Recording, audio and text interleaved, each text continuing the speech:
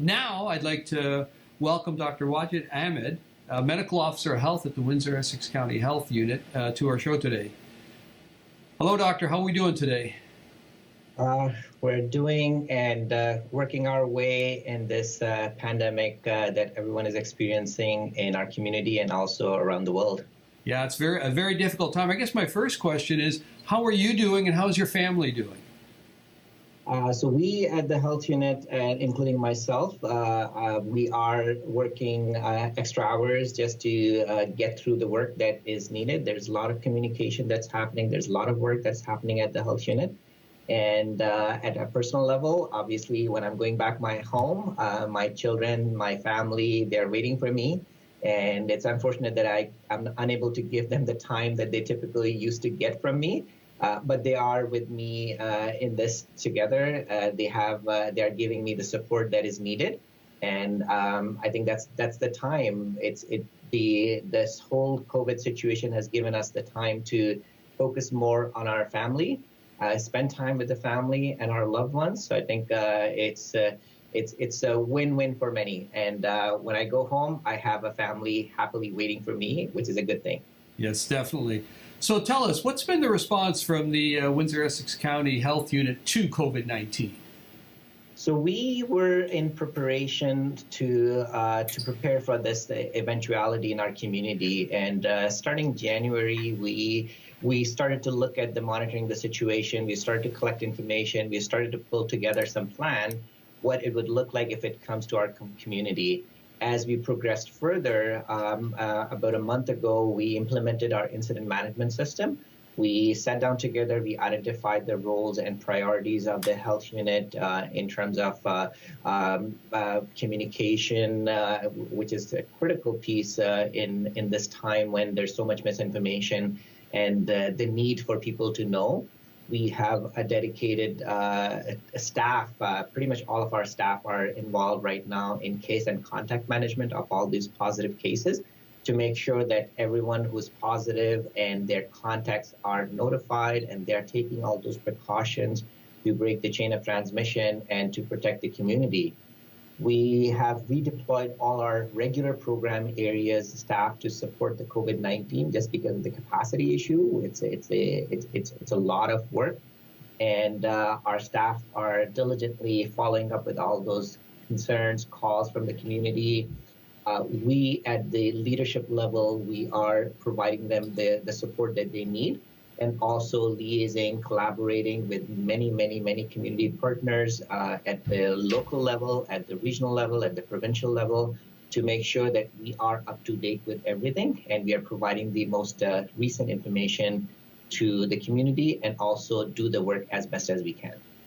Excellent. Well, what is the testing process? And I know that there's been a difference in the length of time and how we get results. Can you talk about that? So the testing for COVID-19, obviously, because it's a new disease, it has to go through a certain level of testing to make sure that the results that we are getting is accurate and it is not giving us a false sense of security by saying that, yeah, you're negative, but actually it's positive. So there are those issues with false positive, false negative, and it has to go through some kind of an assessment to ensure that the testing is valid.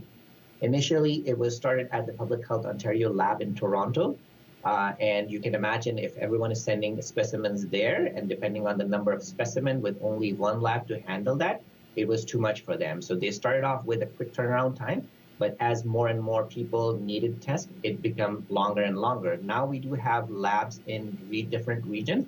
Our lab is now more in London, where we are sending all those specimens.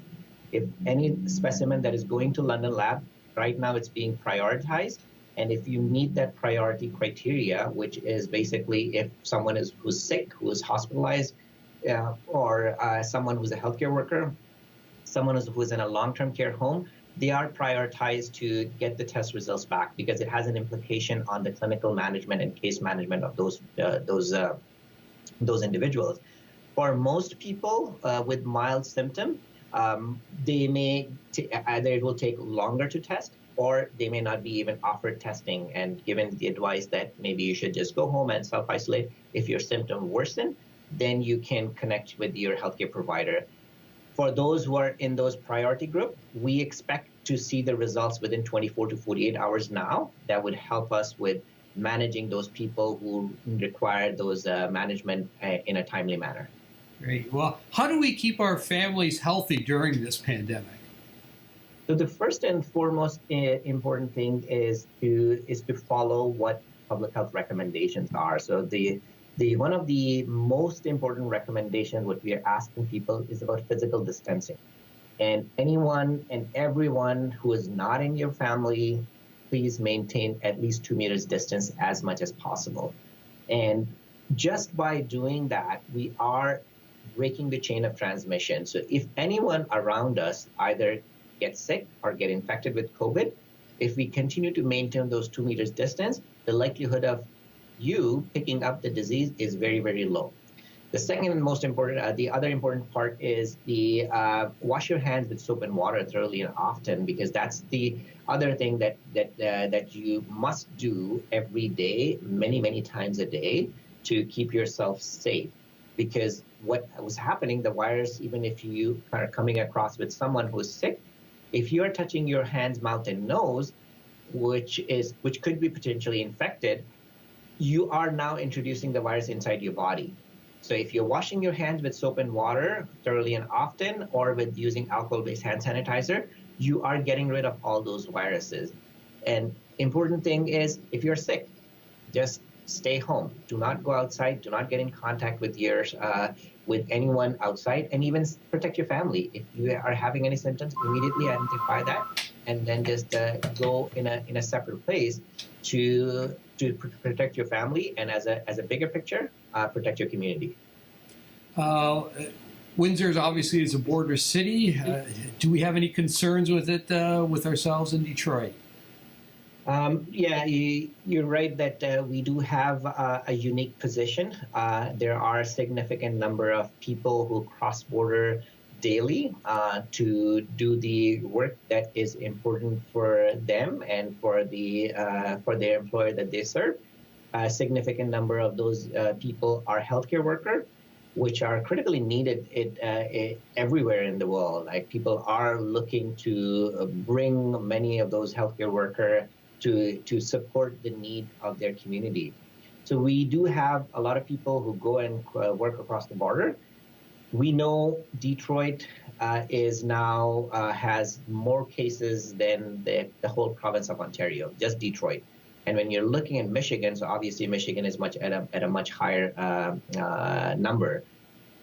Every time someone is going there, they are at a risk of coming across with someone with COVID positive, and could bring that virus back in our community. And unless they are taking all those precautions, which I'm sure everyone is trying their best to do all those precautions and protect themselves and their family, but it does increases the risk to our community. And I think what our focus is, if we find any opportunities and avoid some of those travel, we should be looking at it. If we can find creative ways for those individuals and those workers to work safely there, and maybe just reducing the number of trips that they're making. If they have to work 2-3 days, maybe they can just stay there for 2-3 days, and then they can come back and stay 2-3 days. We have to be creative. The whole world has changed right now. The way every businesses are currently being operated is changed. We have to look at creative ways to manage our even healthcare operations too, and other type of operation that requires all this cross-border movement. We are definitely unique, and we need to be looking at a unique solution for our community too. Yeah. Lastly, Doctor, a question that I've been asked: how is a positive test result communicated, and mainly from an employer point of view, how does he keep his employees safe? So that's a good question. So anytime we get a positive results, I think the first and the foremost important part is we need to notify the person who is tested positive. So we try to get hold of that person immediately, and we notify them. We want to make sure that that person is following all the public health recommendations and not putting anyone else at risk of contracting the disease, whether it's their own family or whether it's the community at large. So they are the first one who is notified.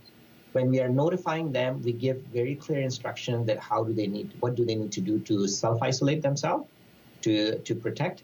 And then we get more details about the contacts that this person come across with. So for example, if this person works in a setting where he's working closely with other employees, we collect all that information. We collect all that name, who we deem that this person was in contact with when the time he could be transmitting the disease.